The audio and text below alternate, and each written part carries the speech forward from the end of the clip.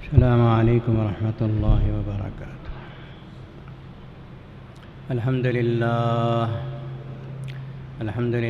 نحمده ونستعینه ونستغفره ونؤمن به ونتوکل علیہ ونعوذ باللہ من شرور انفسنا ومن سیئات اعمالنا من يهده الله فلا مضل له ومن يضلله فلا هادي له ونشهد أن لا إله إلا الله وحده لا شريك له ونشهد أن سيدنا ونبينا ومولانا محمدا عبده ورسوله قال الله تبارك وتعالى أعوذ بالله من الشيطان الرجيم بسم الله الرحمن الرحيم والفجر وليال عشر والشفع والوتر صدق اللہ مولانا العظیم۔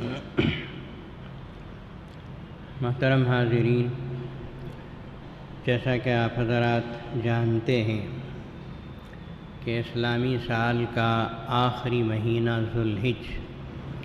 ذی الحج کا، جو حج والے مہینے کے نام سے مشہور ہے، اور اسی مہینے میں حج کے وہ 5 ایام آتے ہیں جن میں حج کے مشہور و معروف ارکان ادا کیے جاتے ہیں، اور دنیا کے تقریباً 40-45 لاکھ افراد میدان عرفات میں جمع ہوتے ہیں اور غروب آفتاب تک رہ کر اپنا حج مکمل فرماتے ہیں۔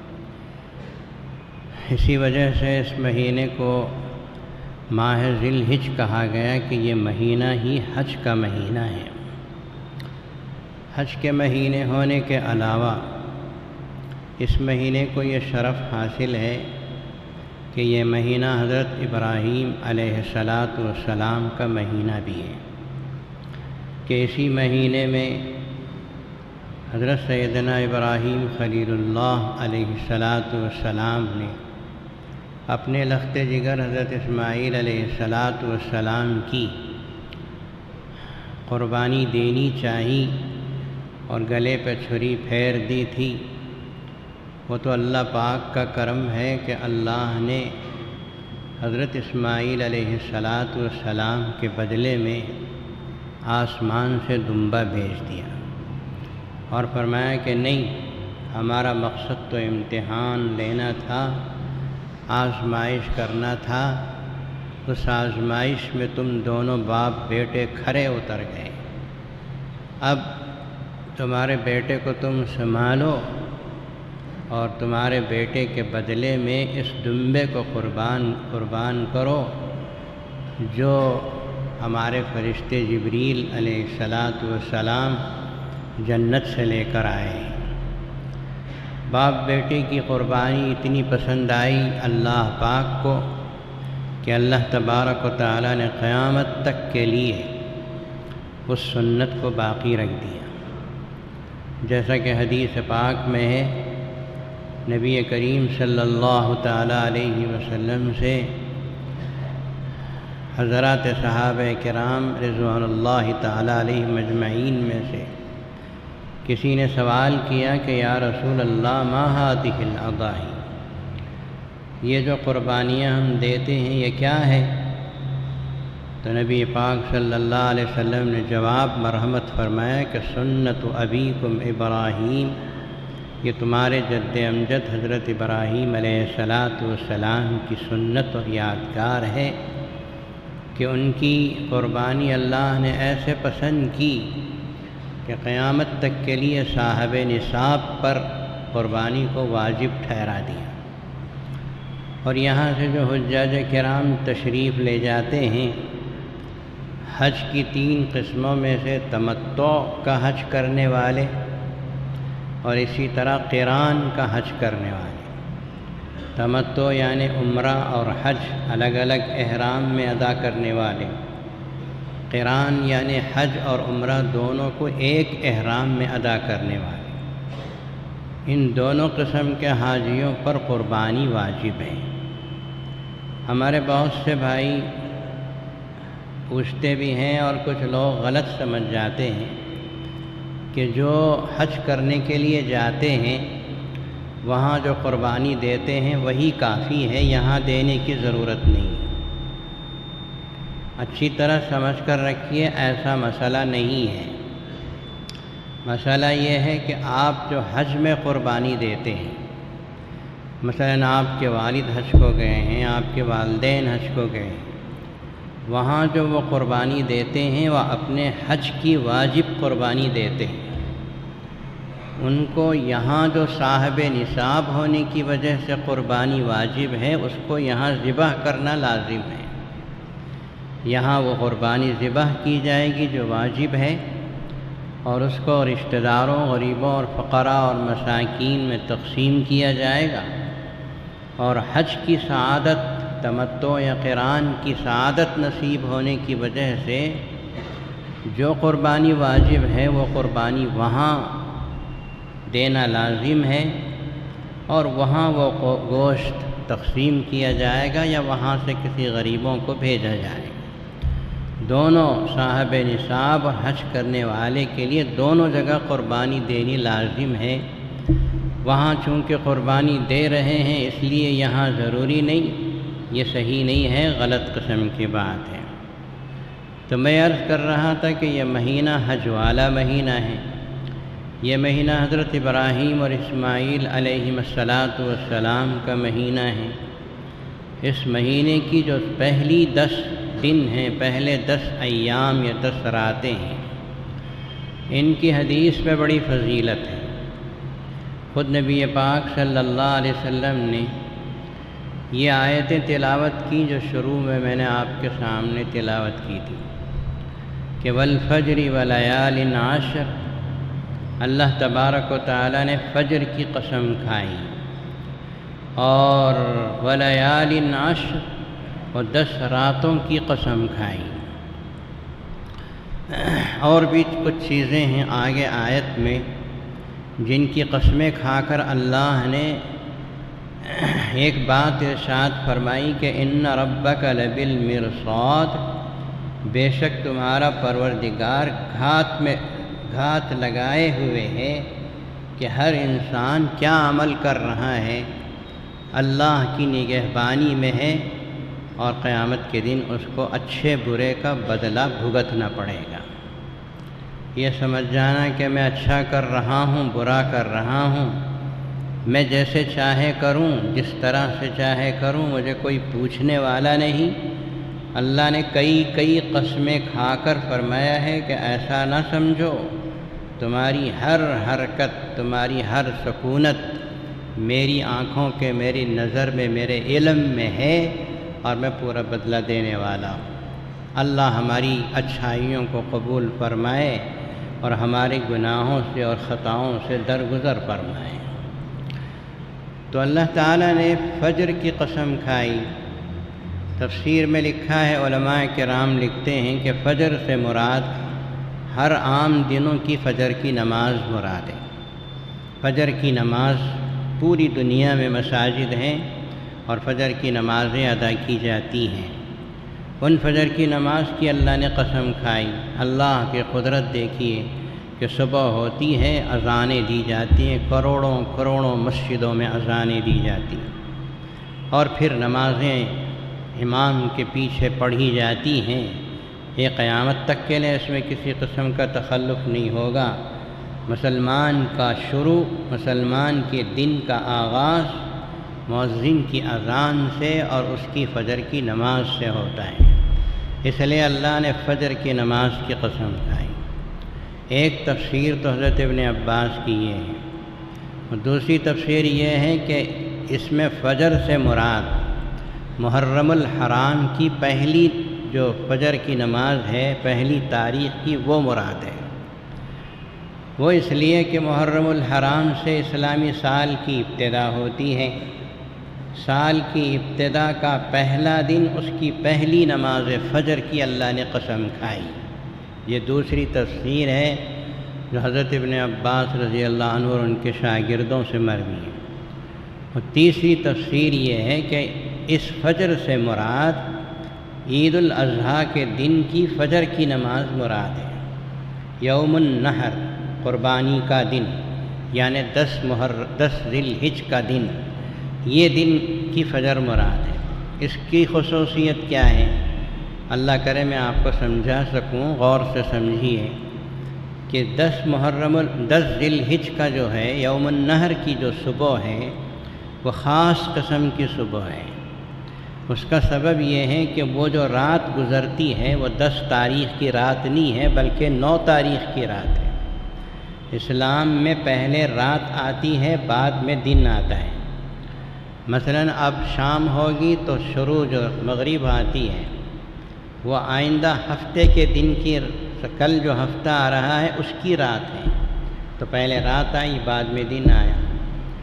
لیکن یوم عرفہ 9 تاریخ کا دن، جس دن حج ہوتا ہے، اس دن کے لیے پہلے ایک رات ہے، اس دن کے لیے بعد میں ایک رات ہے۔ یوم عرفہ کی 2 راتیں ہیں، یعنی عرفہ کے پہلی رات وہ بھی یوم عرفہ کی ہے، 9 تاریخ کی ہے، اور بعد میں آنے والی رات بھی یوم عرفہ اور 9 تاریخ کی رات ہے، وہ 10 کی نہیں ہے۔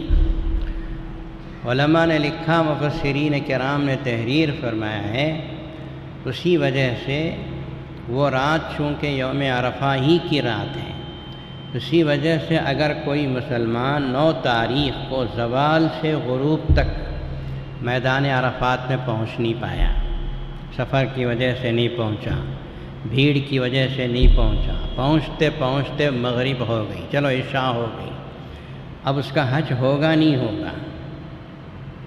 سوال سمجھ میں آیا؟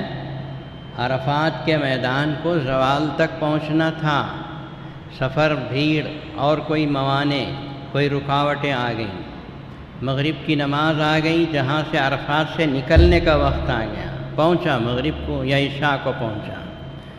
اللہ کا احسان ہے کہ علماء نے لکھا ہے کہ اگر 9 تاریخ کے بعد مغرب یا عشاء کو پہنچا، رات میں اگر تھوڑی دیر بھی ٹھہر لے تو اس کا حج ہو جائے گا، اس لیے کہ وہ رات 9 تاریخ سے ملی ہوئی ہے، 9 تاریخ سے وابستہ ہے، وہ 9 تاریخ سے کنیکٹیڈ ہے۔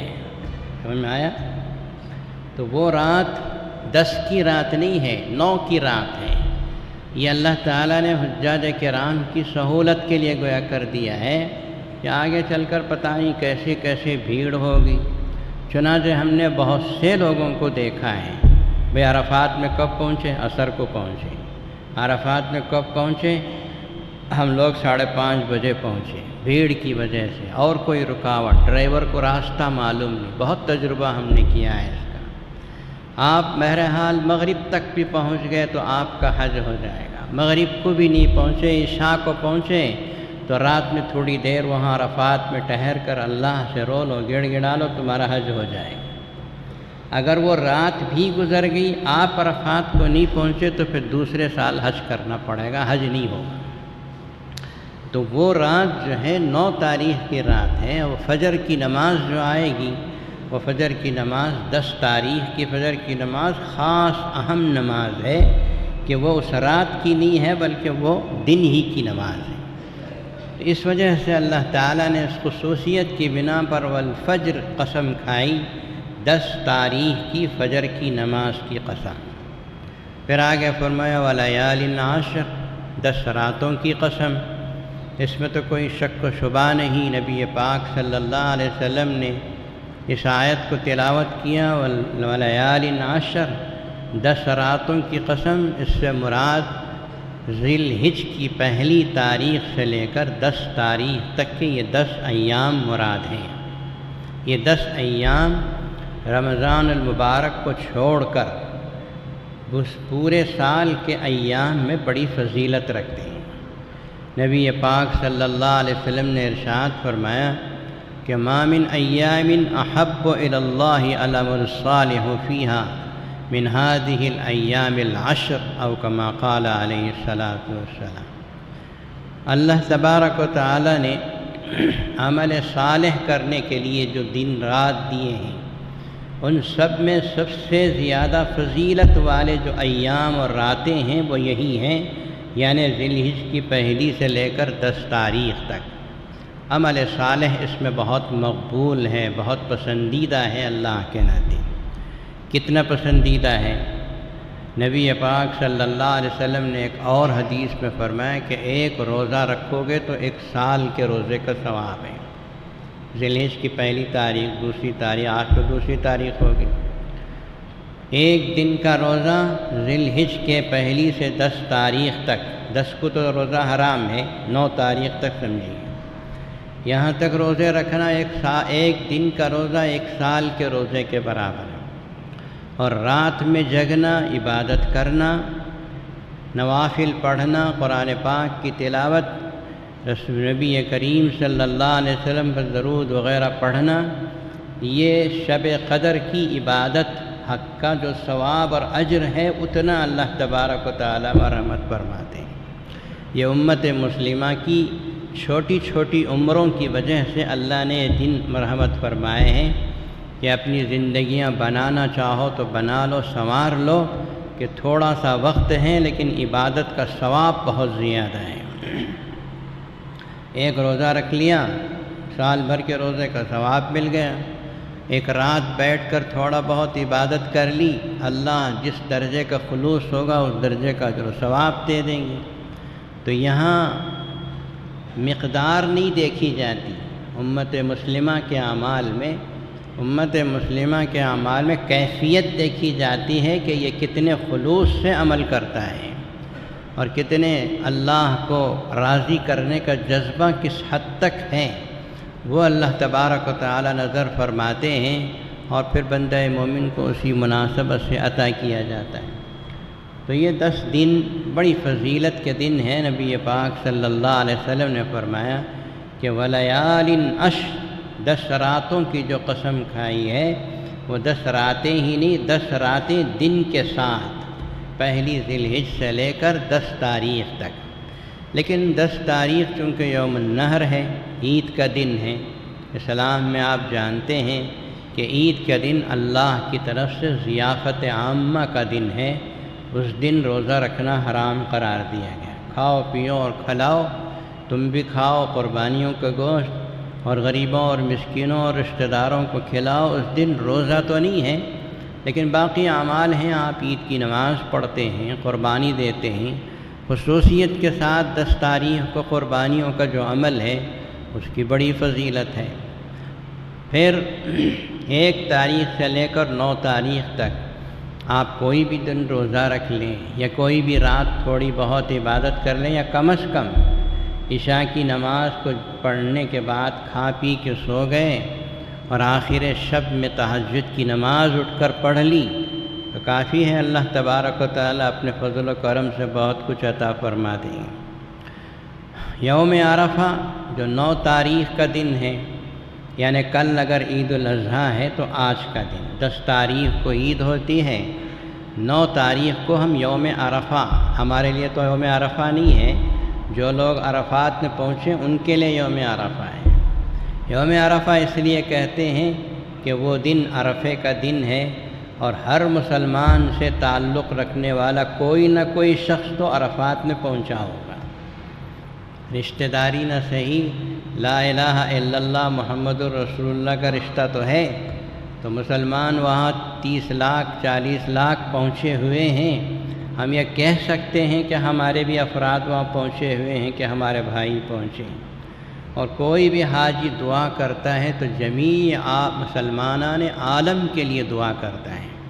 کوئی بھی حاجی اپنی ذات کے لیے کر کے خاموش نہیں بیٹھتا، اپنی ذات کے لیے تو کرتے ہی ہیں، مسلمانان عالم کے لیے دعا کرتے ہیں، اس لیے کہ ہر مسلمان اس بنیادی بات کو جانتا ہے کہ میں مسلمان ہوں اور دنیا کا ہر مسلمان میرا بھائی ہے۔ لا الہ الا اللہ محمد الرسول اللہ، جو پڑھنے والا ہو، وہ امریکہ میں رہتا ہو یا ہندوستان میں رہتا ہو، شمال و جنوب مغرب کہیں بھی رہتا ہو، ایک دوسرے کا رشتہ، اخوت کا اسلامی رشتہ قائم ہے۔ تو میدان عرفات میں پہنچے ہوئے سب ہمارے ہی لوگ ہیں جو اللہ کی رحمت سے قریب ہیں، ہمارے لیے دعائیں کرتے ہیں۔ ہم امید کرتے ہیں کہ اللہ تبارک و تعالیٰ ان کی دعاؤں میں ہمارا حصہ لگائے، تو اسی لیے اس دن کو 9 تاریخ کو یوم عرفہ کہا جاتا ہے۔ یوم عرفہ یعنی 9 تاریخ جو ہمارے اور آپ کے لیے ہے، اس کی بڑی فضیلت ہے کہ اس دن روزہ رکھنے کے سلسلے میں نبی اکرم صلی اللہ تعالیٰ علیہ وسلم نے ارشاد فرمایا کہ 9 تاریخ کے روزے، صیام یوم عرفہ، 9 تاریخ کے روزے کے بارے میں فرمایا کہ انی احتسب ان یکفر السنة التي قبله السنة التي بعده والسنة التي قبله۔ 9 تاریخ کے روزے کی فضیلت اللہ کے نبی نے یوں فرمایا، انی احتسب، میرا اللہ سے امید ہے، میری اللہ تبارک و تعالیٰ سے یہ گمان ہے، اللہ سے میں یہ امید کرتا ہوں کہ 9 تاریخ کے روزے رکھنے سے 1 سال پہلے کے بھی گناہ معاف ہوتے ہیں، 1 سال بعد کے بھی گناہ معاف ہوتے ہیں۔ اللہ تعالیٰ ایک روزے کے ذریعے سے پچھلے گزرا ہوا 1 سال کے گناہ معاف ہوتے ہیں، اور دوسرا گزرا ہوا 1 سال کا بعد والا سال کا بھی گناہ معاف ہوتے ہیں۔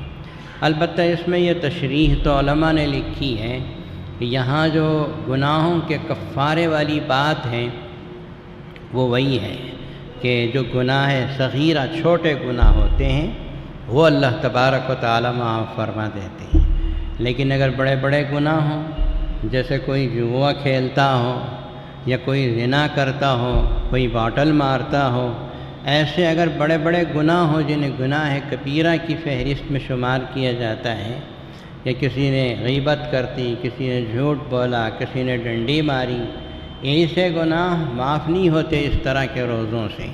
ان کے لیے تو خصوصی طور پر اللہ سے معافی مانگنا پڑے گا اور توبہ کرنی پڑے گی کہ آئندہ میں یہ خطائیں، یہ بڑے بڑے گناہ میں چھوڑ دوں گا، میں سرزد نہیں ہونے دوں گا۔ پہلے تو اقرار اور اعتراف کریں، اور پھر اس کے بعد شرمندگی اور ندامت کا اظہار کریں، اور پھر اللہ سے آئندہ نہ کرنے کا پختہ ارادہ اور عزم کر لیں، تو یہ گناہ بھی اللہ تعالیٰ معاف کر دیتے ہیں۔ اللہ کی رحمت سے کوئی بعید نہیں، لیکن بندہ اپنی طرف سے وہ بتائے جو شریعت نے کہا ہے کہ چھوٹے گناہ تو یوں ہی جھڑ جاتے ہیں، لیکن بڑے بڑے گناہوں کے لیے، گناہ کبیرہ کے لیے توبہ کرنے کی ضرورت ہے۔ تو یہ یوم عرفہ کا روزہ ہے کہ اس دن کا روزہ بہت ہی فضیلت والا روزہ ہے۔ 1 تاریخ سے 9 تاریخ تک، 8 تاریخ تک اگر آپ روزے نہ رکھ سکیں تو کم از کم 9 تاریخ کا روزہ ضرور رکھ لیں، اس کی بہت ہی فضیلت ہے، اس فضیلت کو حاصل کر لیں کہ 1 سال پہلے کے بھی گناہ معاف ہوتے ہیں، بعد میں آنے والے سال کے گناہ بھی معاف ہوتے ہیں۔ پھر اس کے علاوہ 9 تاریخ کی فجر کی نماز سے تکبیرات تشریق کا آغاز ہوتا ہے۔ اللہ اکبر، اللہ اکبر، آپ حضرات جانتے ہیں یہ تکبیرات تشریق، اس کی بڑی لمبی چوڑی تاریخ ہے، اسے اللہ کی توحید سے جوڑا گیا ہے۔ حضرت سیدنا ابراہیم خلیل اللہ علیہ السلام نے حضرت اسماعیل علیہ السلام کے گلے پہ جب چھری پھیرنا چاہا تو آنکھوں پہ پٹی بھی باندھ لی، باپ بیٹے دونوں نے، کہ کہیں کٹتا ہوا دیکھ کر باپ کو رحم نہ آ جائے، اللہ کا حکم پورا ہونے سے ٹوٹ نہ جائے، تو پٹی دونوں کے اس پہ باندھ دی، آنکھوں پہ باندھ دی، اور پھر چاقو پہلے سے تیز کر لیا کہ کٹنے میں تاخیر نہ ہو، فوراً کٹ جائے، اللہ کا حکم پورا ہو جائے۔ یہ سب سوچنے کے بعد، یہ سب تیاری کرنے کے بعد حضرت سیدنا ابراہیم خلیل اللہ علیہ السلام نے جو چاقو رکھ کے دبایا، تو چاقو کو چلنے کا حکم نہیں تھا اللہ پاک کی طرف سے۔ بعض روایتوں میں ہے کہ ایک پیتل کا یا چاندی کا ٹکڑا لا کے فرشتے نے رکھ دیا گلے کے اوپر، چاقو کے اور گلے کے درمیان میں وہ ٹکڑا ہے، چاقو چل نہیں پا رہی۔ ایک روایت تو ہے، لیکن صحیح روایت ہم یہ سمجھتے ہیں، ہمارا یہ خیال صحیح بھی ہے کہ کسی ٹکڑے کی ضرورت نہیں، اللہ نے چاقو کو حکم دے دیا چلنا نہیں ہے تو چلے گی نہیں، ٹکڑے کی کیا ضرورت ہے؟ وہاں تو کائنات پر تو اللہ کا حکم چلتا ہے نا۔ قرآن نے کہا ان الحکم الا للہ، حکم فیصلہ صرف اللہ کا چلتا ہے، کسی اور کا نہیں چلتا، اسے یاد رکھو۔ کسی کے پیچھے خواہ مت دوڑو بھاگو، اللہ کا فیصلہ چلتا ہے، ان الحکم الا للہ۔ حضرت سیدنا ابراہیم خلیل اللہ علیہ السلام کو ایسی خطرناک آگ میں ڈالا گیا جو تقریباً کئی فرلانگ اوپر تک اڑنے والے پرندے کو نہیں بخش رہی تھی، اس آگ میں ڈالا گیا تو اللہ نے حکم دیا قلنا یا نار کونی بردن، اوپر سے آرڈر آیا آگ کو۔ آگ جلاتی ہے تو اللہ کے حکم سے جلاتی ہے، اللہ کا حکم نہ ہو تو کہاں جلائے گی، جلا نہیں سکتی۔ اوپر سے حکم آ گیا قلنا، ہم نے کہا، اللہ پاک کہتے ہیں قرآن مجید میں، ہم نے آرڈر بھیجا آگ کو، یا نارو کونی بردن، اے آگ ٹھنڈی ہو جا، حکم اللہ کا چلتا ہے۔ ذرا اس بات کو، اس پوائنٹ کو اپنے دماغ میں بٹھاؤ کہ حکم اللہ کا چلتا ہے، اس کائنات پر کسی اور کا نہیں۔ یہ جتنے بادشاہ، یہ جتنے فلاں اور فلاں صاحب ٹامک ٹوئیاں مار رہے ہیں، یہ سب ٹیمپروری ہیں، یہ سب وہیں سے پورا حکم ہوتا ہے۔ آگ کو حکم ہوا جلانا مت، بردن ٹھنڈی ہو جا۔ اور آگے اللہ نے فرمایا سلامن، ہاں اتنی بھی ٹھنڈی نہ ہو جا کہ میرے پیارے بندے ابراہیم کو ٹھنڈ لگنے لگے، سلامن، اس کو سلامتی بھی پہنچا۔ ایئر کنڈیشن بنا دیا اللہ نے آگ کو، ہے نہیں ہے، بردن، اتنی ٹھنڈی نہیں ہونا کہ سلامن علی ابراہیم، کہ ابراہیم کو تمہیں کہیں تکلیف پہنچ جائے، اتنی ٹھنڈی ہو جائے میرے حکم سے کہ ٹھنڈی ہو گئی، ابراہیم علیہ السلام ٹھنڈ سے کانپ رہے، نہیں، سلامن، سلامتی پہنچانے والی ٹھنڈی ہو جا۔ تو آگ ٹھنڈی ہو گئی، حضرت ابراہیم علیہ السلام کو کچھ بال بیکا نہیں۔ ان الحکم الا للہ، حکم چلتا ہے اللہ پاک کا۔ حضرت ابراہیم علیہ السلام نے گلے پہ چھری پھیرنا چاہی، نہیں پھیرا، نہیں پھیری، پھر تیر نہیں، پھر دبایا۔ بیٹے نے کہا ابا جان آپ کاٹ کیوں نہیں رہے، آپ چلا کیوں نہیں رہے؟ باپ نے کہا بیٹے میں چلا تو رہا ہوں، چل نہیں رہی، میں کیا کروں؟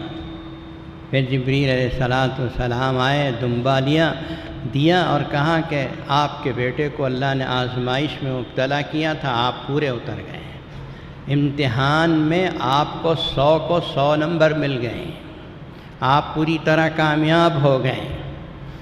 وَفَدَيْنَاهُ بِذِبْحٍ عَظِيمٍ، ہم نے ذبح عظیم جنت سے بھیج کر ان کے بدلے میں فدیہ دے دیا۔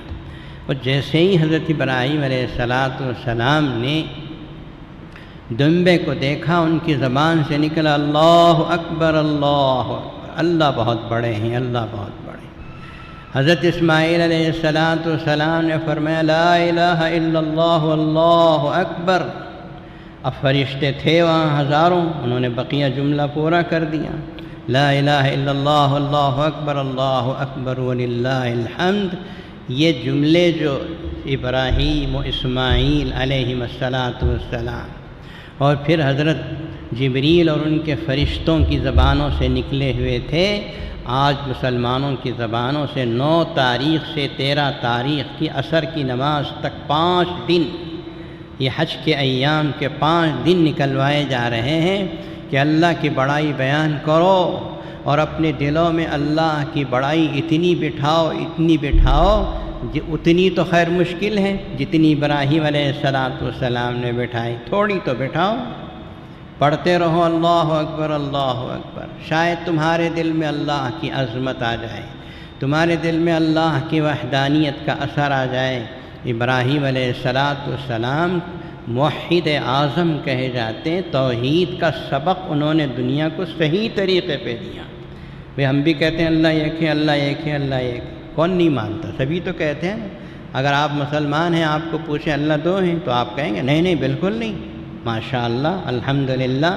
کوئی مسلمان مانتا تو نہیں ہے کہ اللہ 2 ہیں، لیکن اللہ کو ایک ماننے کا انداز بھی ایک ہوتا ہے، اللہ کو ایک ماننے کا ایک انداز بھی ہوتا ہے، وہ سکھایا حضرت ابراہیم علیہ السلام نے کہ ماننا ہے تو ایسا مانو کہ میں اپنے دوست کے علاوہ کسی اور کے سامنے ہاتھ پھیلانے سے رہا۔ جبریل علیہ السلام آئے، انہوں نے کہا ابراہیم اگر آپ حکم دیں تو میں ایک پر مار کے ساری آگ کو ختم کر دوں۔ تو ابراہیم علیہ السلام نے کہا جس اللہ پاک نے ان کے دلوں میں مجھے جلانے کا خیال ڈالا ہے وہ بچانا چاہے تو بچا لے، جلانا چاہے تو جلا لے، اس کے لیے تو میں بچنے کے لیے بھی تیار ہوں، جلنے کے لیے بھی تیار ہوں۔ پھر بارش کا فرشتہ آیا، پھر پہاڑوں کا فرشتہ آیا، پتہ نہیں کس کس کو بھیجا اللہ نے، اور سب آ کے ابراہیم علیہ السلام سے منت و سماجت کرتے رہے، ہم آپ کی مدد کے لیے تیار ہیں، آپ اگر آرڈر کریں، آپ آنکھوں کے ابروں سے اشارہ کریں تو ہم آپ کو بچا لیں گے۔ کیسی توحید تھی، کیسا تعلق تھا اللہ سے۔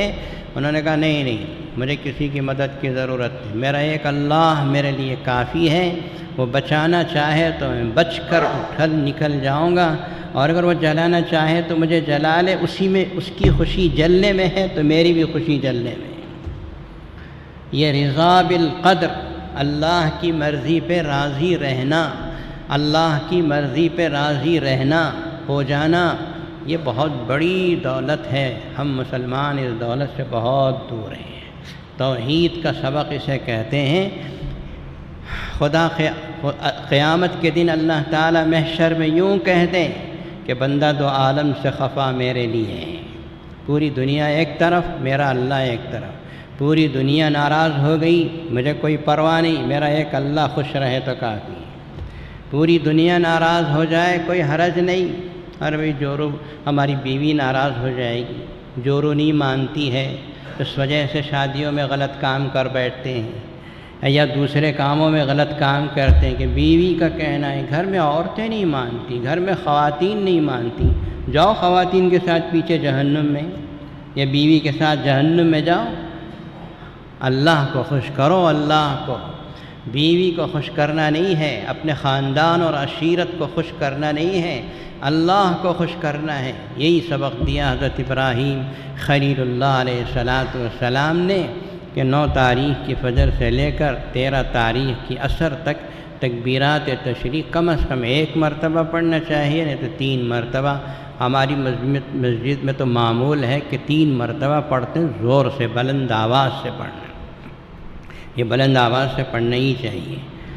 عید الفطر میں نماز پڑھنے کے لیے آپ جاتے ہیں تو حکم یہ ہے کہ وہاں تکبیر آہستہ پڑھتے ہوئے جانا چاہیے، لیکن عید الاضحیٰ میں حکم یہ ہے کہ تکبیر بآواز بلند پڑھتے جانا چاہیے، کہ یہ موقع ہی اللہ کی بڑائی بیان کرنے کا ہے کہ زور سے آواز، تکبیر کی زور سے آواز، یعنی کہ زور کا مطلب ہے کہ اپنی فطری آواز جتنی ہے، چیخ کے پڑھنا تو اسلام میں کوئی اچھی چیز نہیں ہے، اپنی جتنی آواز ہے اتنی آواز میں زور سے پڑھتے ہوئے عیدگاہ کو جائیے، ایک راستے سے جائیے، ایک راستے سے آئیے، انشاءاللہ میں آئندہ جمعہ عرض کروں گا۔ اب صرف اتنا عرض کرنا ہے کہ 13 تاریخ کی عصر تک یہ گویا تکبیرات تشریق، ان احکامات میں سے یہ بھی ایک حکم ہے۔ 10 تاریخ کا دن قربانیوں کا دن ہے۔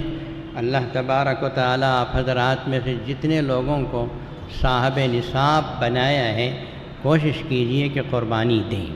قربانی دینے سے جان کا صدقہ بھی جاتا ہے، مال کا صدقہ بھی جاتا ہے۔ لوگ پوچھتے ہیں میرا بچپن میں عقیقہ نہیں ہوا، میں قربانی دے سکتا ہوں یا نہیں؟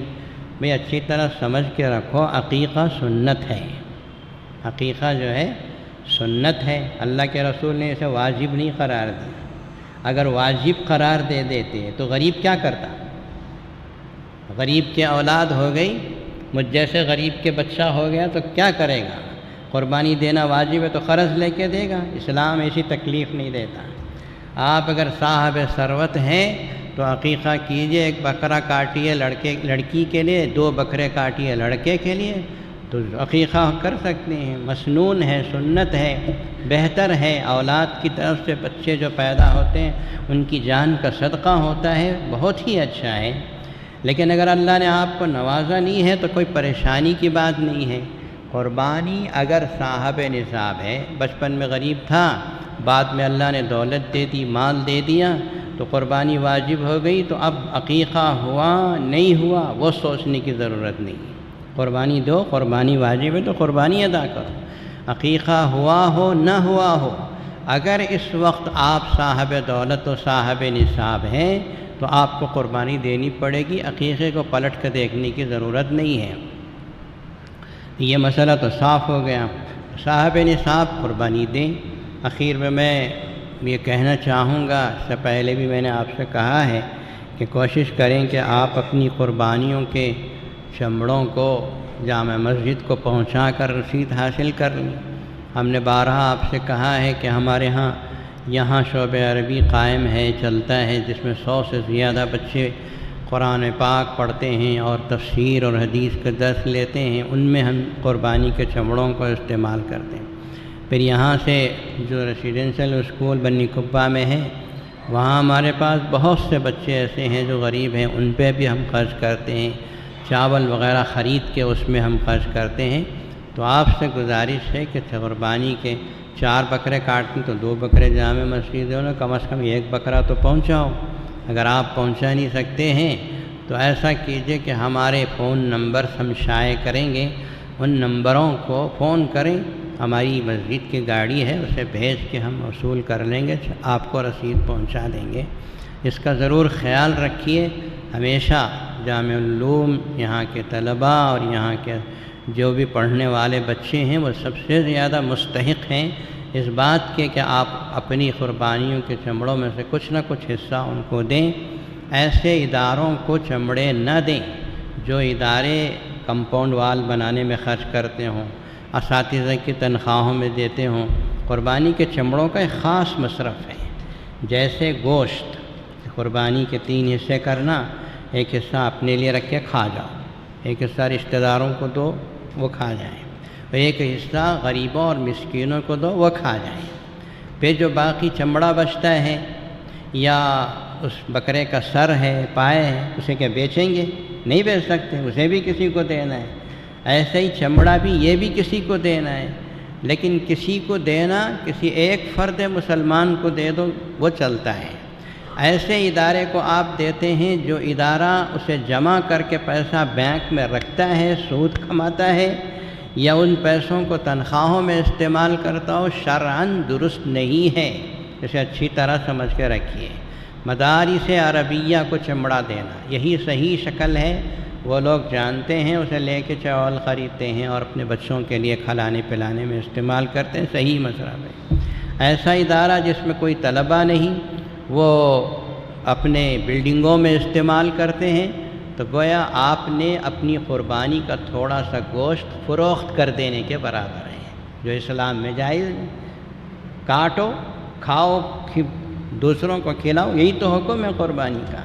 تو بیچنا گیچنا یا ایسے اداروں کو دینا کہ جو تنخواہیں دیتے ہوں یا کمپاؤنڈ وال بناتے ہوں یا بلڈنگوں میں استعمال کرتے ہوں، یہ صحیح نہیں۔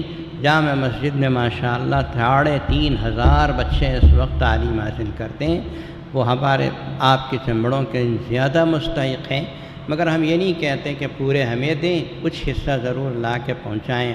مجھے امید ہے کہ آپ ہماری اپیل کو ضائع نہیں کریں گے۔ اللہ تبارک و تعالی ان ایام کی قدر کرنے کی مجھے اور آپ کو توفیق دے، سارے عالم کے مسلمانوں کے لیے خیر کے فیصلے فرمائے۔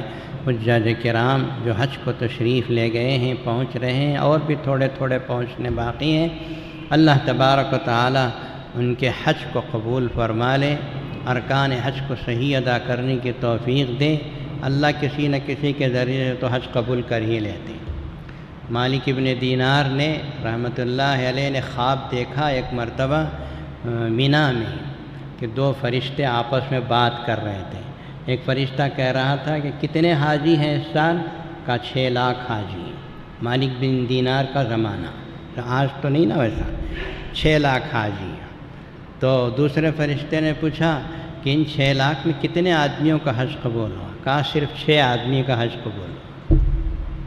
صرف کتنے؟ 6 آدمیوں کا حج قبول ہوا۔ مالک ابن دینار رحمۃ اللہ علیہ کہتے ہیں کہ میری آنکھ کھل گئی، میں رونے لگا، پتہ نہیں ان 6 میں میرا شمار ہے یا نہیں، میں تو گنہگار ہوں، میں گیا کام سے۔ اسی پریشانی کے عالم میں میں میدان عرفات کو پہنچا، وہاں رات گزری، وہاں دن گزرا، پھر رات کو مزدلفہ واپس آیا، پھر رات کو تھوڑی دیر کے لیے میں آرام کرنے لیٹا تھا کہ وہی 2 فرشتے دوبارہ آئے انسانی شکل میں۔ پھر انہوں نے وہی سوال کیا کتنے لوگوں کا حج قبول ہوا؟ کہا کتنے لوگوں نے حج کیا؟ کہا 6 لاکھ۔ پھر فرشتے نے پوچھا کتنوں کا قبول ہوا؟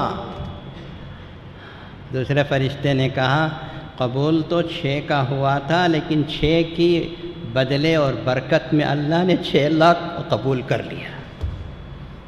سمجھ میں آیا؟ یہ اللہ کریم ہے، اللہ رحیم ہے، اللہ نوازنے والے، کسی نہ کسی کے تو فعل میں تو سب کا حج قبول ہو ہی جائے گا۔ اللہ تبارک و تعالی سے دعا فرمائیے کہ اسی طرح اللہ اپنے کرم سے رحم سے ہم سب کو نواز دے۔ جامع علوم جامع مسجد آپ حضرات کی ہر طرح کی اعانت کے مستحق ہے، آپ کی مدد نصرت و اعانت جاری ہے، اور ترقی والے کام بھی جاری ہیں۔ اللہ آپ کی مدد کو قبول فرمائے، اللہ آپ کو خوش رکھے، سرسبز و شاداب رکھے، آپ کے پیسے جو آپ ڈال کے چادر میں ڈالتے ہیں دنیا میں بھی اجر عظیم دے، اور قیامت کے دن اللہ اپنی شایان شان بدلہ آپ کو عطا فرمائے۔ اللہ تعالیٰ آپ کی پریشانیوں کو دور کرے، ہماری اولاد و احفاد اور بچوں اور بچیوں کی پریشانیوں کو دور فرمائے۔ وآخر دعوانا الحمد للہ رب العالمین۔